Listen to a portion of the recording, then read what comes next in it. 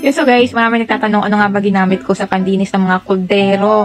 So ito yun guys, yung sa loob niya para lang siyang clay. Wow! Ganyan. Yung ganyan yung texture niya, pero sobrang effective niya guys ha. Hindi ko akalain in reality na ang galing niya. Wow! Akala ko nga guys, hindi na matatanggal yung pinakadumi, yung parang siyang greasy na dilaw dun sa kawali.